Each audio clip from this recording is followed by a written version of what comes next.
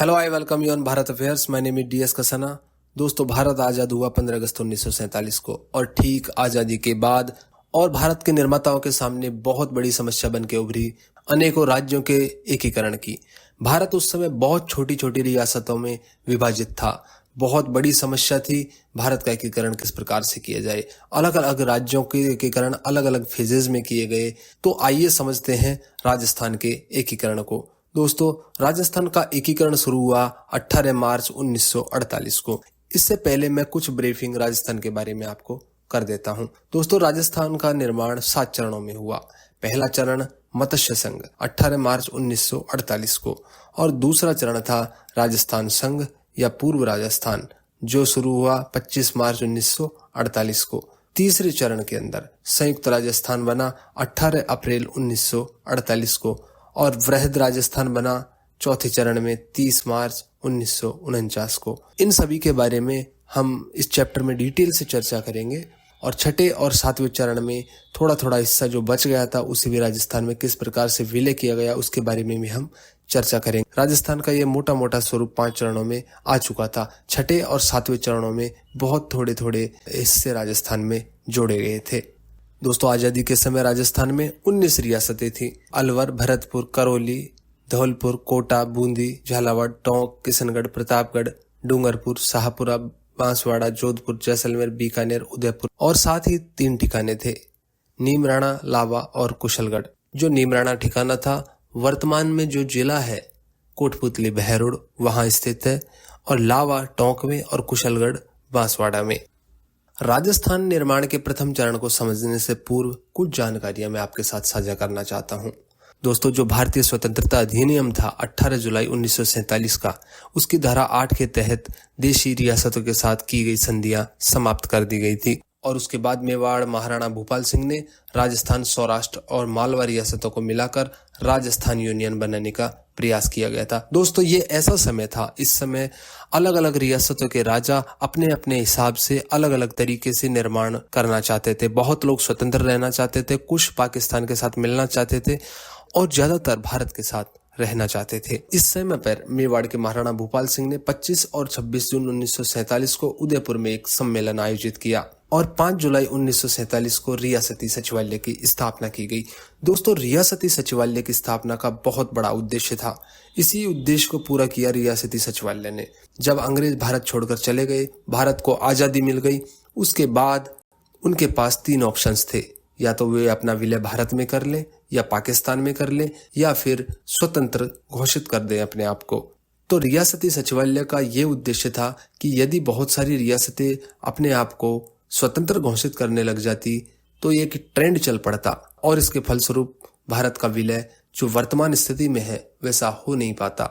बहुत सारी रियासतें अलग अलग खुद को स्वतंत्र घोषित कर देती, उसके फलस्वरूप छोटे छोटे देश बन के उभर सकते थे, और इसी कारण रियासती सचिवालय की स्थापना की गई ताकि रियासतों के अंदर सामंजस्य बनाया जा सके।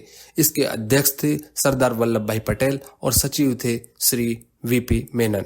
रियासती सचिवालय ने कहा कि 10 लाख से अधिक जनसंख्या और 1 करोड़ रुपए प्रति वर्ष की आय से अधिक वाली रियासतें स्वतंत्र रह सकती हैं, और राजस्थान में इस प्रकार की 4 रियासतें थी जिनकी जनसंख्या 10 लाख से अधिक थी और आय 1 करोड़ प्रति वर्ष से ज्यादा थी। ये थी रियासतें मेवाड़, जयपुर, जोधपुर और बीकानेर।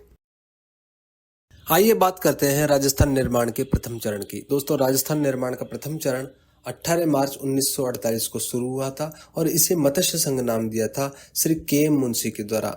इस चरण में अलवर, भरतपुर, करौली और धौलपुर 4 रियासतें और एक ठिकाना नीमराणा को मिलाकर मत्स्य संघ नाम दिया गया था।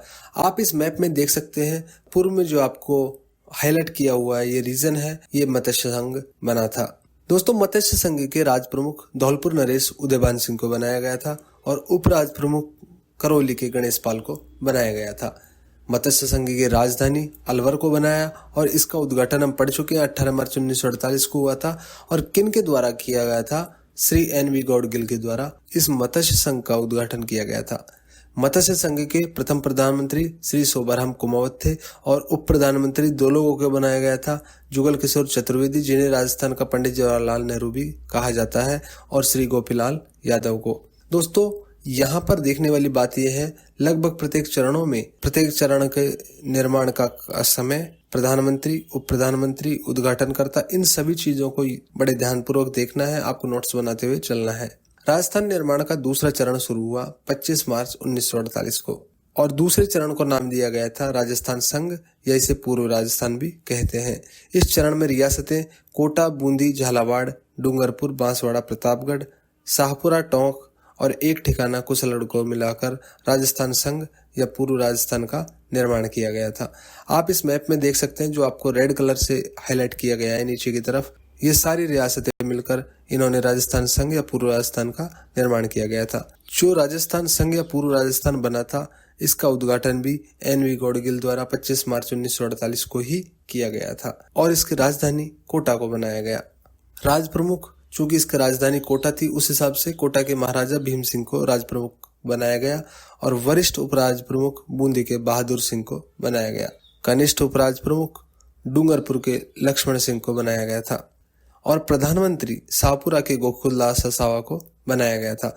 दोस्तों, प्रथम चरण के प्रधानमंत्री थे शोभाराम कुमावत और दूसरे चरण में प्रधानमंत्री बने थे गोकुलदास असावा।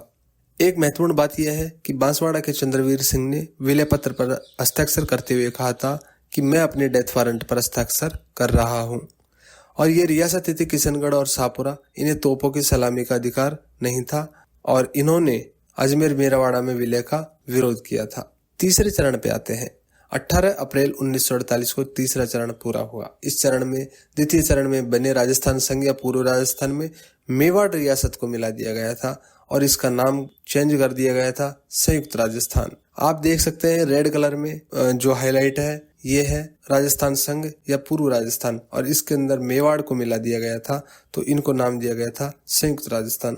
दोस्तों, हमने पहले पढ़ा कि जो राजस्थान संघ या पूर्व राजस्थान बना था, उसके राज प्रमुख थे भीम सिंह कोटा के, लेकिन अब जो तृतीय चरण था, इसके अंदर राज प्रमुख बनाया गया भूपाल सिंह, जो मेवाड़ के महाराणा थे, उनको बनाया गया और वरिष्ठ उपराज प्रमुख भीम सिंह कोटा को बनाया गया और कनिष्ठ उपराज प्रमुख 2 लोग बने थे, बहादुर सिंह बूंदी और लक्ष्मण सिंह डूंगरपुर।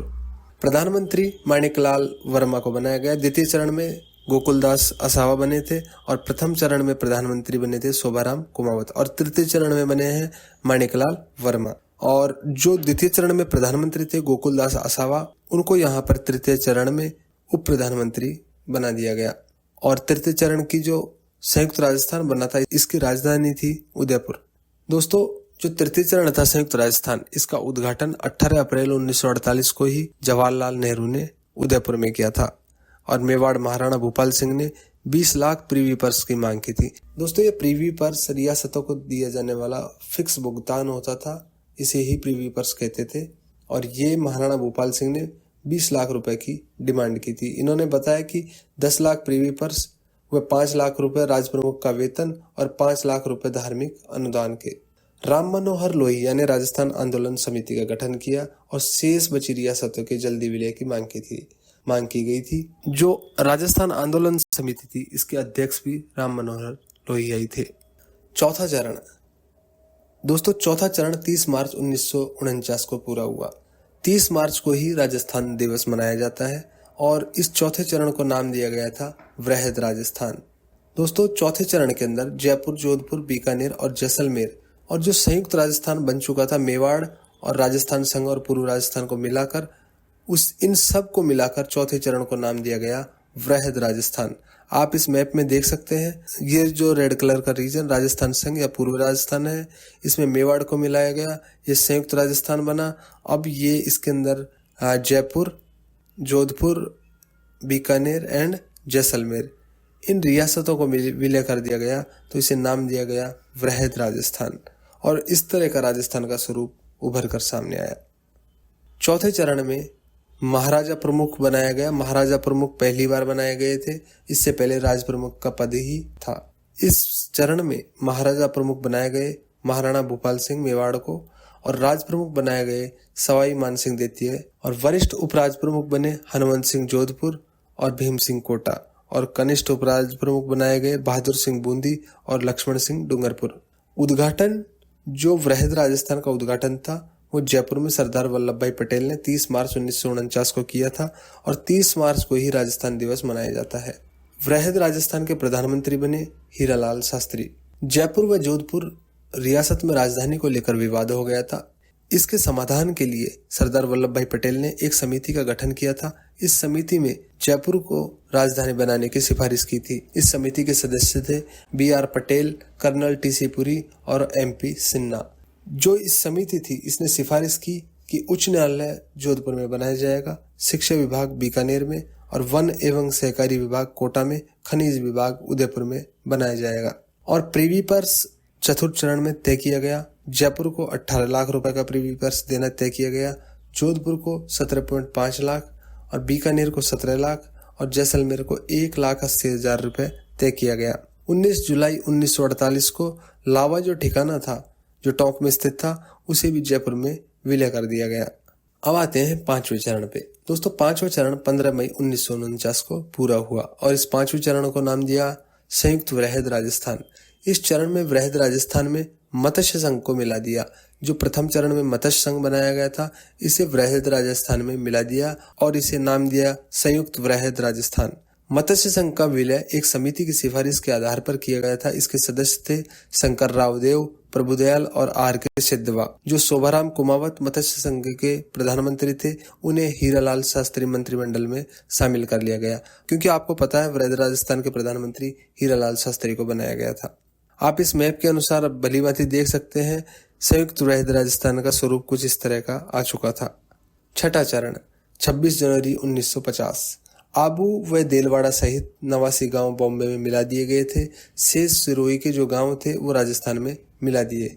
इसमें गोकुलबाई भट्ट का हातल भी शामिल था। इस अनुचित विलय पर वल्लभ भाई पटेल ने कहा था कि राजस्थान वालों को गोकुलबाई भट्ट चाहिए था, वो हमने दे दिया। यह विलय 26 जनवरी 1950 को संपन्न हुआ। इस दिन हमारे प्रदेश का नाम राजस्थान रखा गया। हीरालाल शास्त्री को राजस्थान का पहला मनोनीत मुख्यमंत्री बनाया गया।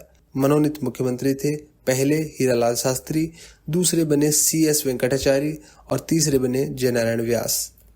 राजस्थान के प्रथम निर्वाचित मुख्यमंत्री थे श्री टीकाराम पालीवाल और दूसरे जयनारायण व्यास और तीसरे थे मोहनलाल सुखाड़िया और चौथे बरकतुल्ला खां।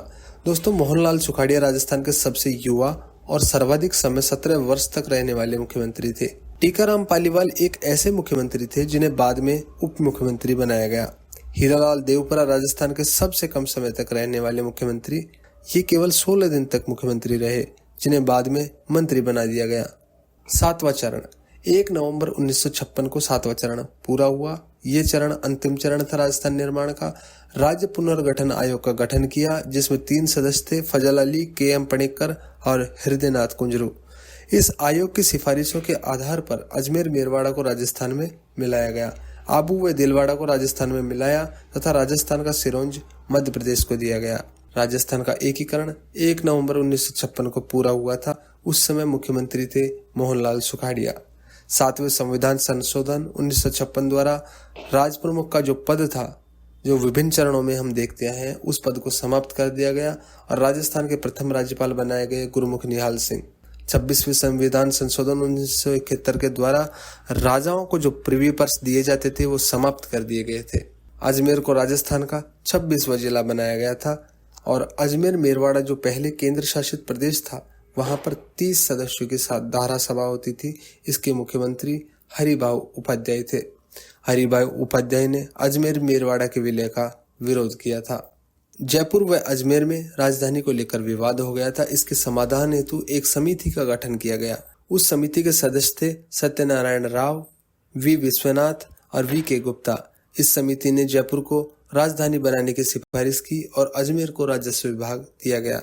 आबू और देलवाड़ा को राजस्थान में मिलाने के लिए मुनि जिनविजय सूरी समिति का गठन किया गया था। इसमें इतिहासकार दशरथ शर्मा भी शामिल थे। दोस्तों दशरथ शर्मा वही हैं जिन्होंने कई सारी राजस्थान के इतिहास पे किताबें लिखी हैं। 1 नवंबर 2006 को राजस्थान भारत का सर्वाधिक क्षेत्रफल वाला राज्य बन गया। जब मध्य प्रदेश से छत्तीसगढ़ को अलग कर दिया तो मध्य प्रदेश छोटा हो गया, तो राजस्थान प्रथम स्थान पर क्षेत्रफल की दृष्टि से आ गया।